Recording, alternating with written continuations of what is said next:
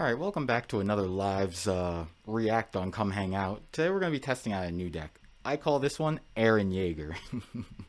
The whole point of it is just Titan Field and Field of the Dead because I love Titan Field. I'm a loser. But we were talking about lore last time. What's up, Roberty? It's going to be going up against you. We're going to get into the lore right after this. Now, this is a great hand. We're going to keep this hand. This hand got me super excited. We're about to do a lot of nasty things. We're going to Once Upon a Time. Okay, we're going to get the new Sunken Citadel. Now, this is an interesting card. As you can see, I'm sitting there reading it because I don't fully still know how this card works. So, well, let's see. So he plays his Windswept Heath. He cracks his Windswept Heath. He's going to go and get himself an Overgrown Tree. And, of course, he's going to, yep, Thoughtseize, ladies and gentlemen. It's a great card. Fantastic card. He goes in and takes my other one. He takes my other Once Upon a Time. I play my Kami. I'm going to drop the Swamp. Interesting. I'm going to play the Heath. Alright, that's an interesting combo, because we do have Natural Order in this deck, so we probably should have played the Kalani's Garden. He's going to play a Bowmaster, we're going to sack out our Heath. We're going to go get, a nice Stomping Ground, have it come in tapped. He's going to Bowmaster our Kami, seems good, seems good. We draw another Titan, we're going to Garden in case we draw it. What's he up to? He's thinking. Okay, he plays Temple, takes 2 off of it. Ooh, Knight. So he's a land deck. That's what he confirms to us with that Knight of the Reliquary. He passes turn. Ooh, we draw a Castle. Castle's about to get nasty on him. So, because here comes Titan. Here it comes. Here he comes. Here comes Eren Jaeger. We're going to go get Field of the Dead. So we're going to go get fucking all of the walls. We're going to get Wall Maria. That's an Attack on Titan reference. How many of y'all actually watched Attack on Titan? He played Thassa, not the good Thalia in my opinion, but he played Thalia. Yeah, how many of y'all actually watched Attack on Titan? I read it, I watched it. I don't mind the ending. Yeah, it's weird, but I think that's the point of it. I think Isayama was just trying to show that it's all a cycle. It doesn't matter what actually happens. There is no correct answer. Attack on Titan is very, very mid, Tyree. It's the middest of the mid. Read Wounded Man instead, it's way better. But anyways, let's get back into this magic. I Field of Dread it again, and now we're going to Primeval Titan to get more Field of Deads. And it looks like the Titans are winning, baby. Marley all the way. Yeah, so we're beaten face now. Something I really wish this game had was a Kessig Wolf Run effect. That would really get us closer to the Titan Bloom deck, but there is no Kessig Wolf Run effect in this game. The closest we have is, you'll see probably either this game or the next game. But like we were talking about earlier with the lore, I liked Lauren's lore. That one I really learned a lot about. I also liked Shard's lore, surprise, surprise. Oh my god, do you know what lore really, really kept me around? Zendikar's Eldrazi lore, bro. Learning about Emrakul, Ulamog, and Kozilek, oh my god. Bro, they're the creatures that walk the blind and we win. I don't know how they defeat that. We threw all of our Titans at them and none of them were Ackermans. So let's hop into the next one. While we're waiting, like I was saying, yeah, it's like I don't know how you're supposed to beat the Eldrazi. I have some controversial thoughts on when they went back to Zendikar and they killed Kozilek and Ulamog. At first, I wasn't really sure. What's up, Belfugia? Or I hope I said that right. We're going to keep this, probably, because this hand looks sick. Yeah, we're going to go ahead and keep this. We have Splunking. Splunking's a really good card from Caves of Ixalan. Or Secret Caves of Ixalan? I don't know what the new format's called. Magic player. Ooh, so we drew a Grazer. We admired his snow-covered art.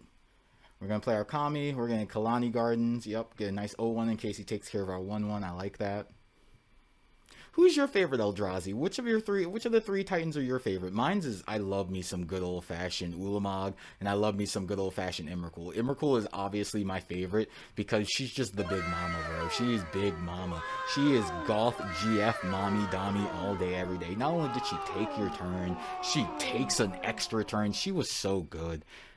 Plus, the way her lore wraps up currently is she locks herself in the moon. She chooses to put herself in the moon. I don't care what Wizard's trying to tell us that like they locked her up. No, she chose to be in that moon. I gotta remember where I read that, but I'm pretty sure she chose to allow herself to get locked inside that moon. So I wonder what that means when we go back to Zendikar, lol. When we go back to Innistrad again. Imagine caring this much about some of the most subpar writing I have ever bore witness to. Like, come on, Wizards. Come on. Step your game up. This is, of course, coming from the guy who knows next to nothing about Magic lore and has never read a single thing that Wizards has put out. So take what I say with a grain of salt, folks. Sorry, let's get back to it. Oh my god, now that we're talking about the lore and actually not talking about the gameplay. Okay, we're tanking here. While we're tanking here, that's beautiful. Let's get back into some more lore dumping, because, like, honestly, now that we're talking about the lore, can we talk about how the Phyrexian War wrapped up in one set? Like, we got 2 products, and then we got Aftermath, which no one talks about Aftermath. Aftermath was not, it was not it. I shit you not, I had not even heard of Aftermath. I had to actually look into that. And, like, wow. That's pretty... you're right. That's so not it. It's so not it. After a little bit of tanking, we get in there. We play our empath, who's vengeful. Or, I'm sorry, fierce. My bad. He's a fierce empath. We go ahead and get our prime time up. We're going to ignore his Teferi for right now, because, like, if he wants to bounce any of our dudes, that works for us.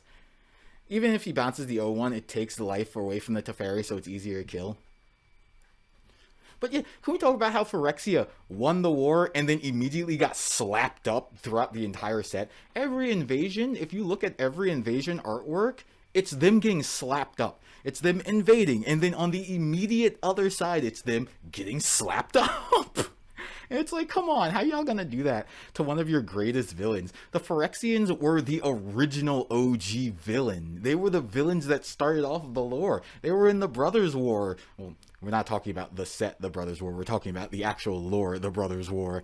And they were so good. They were just espionage murderers who didn't care about life because of art and gorgeousness.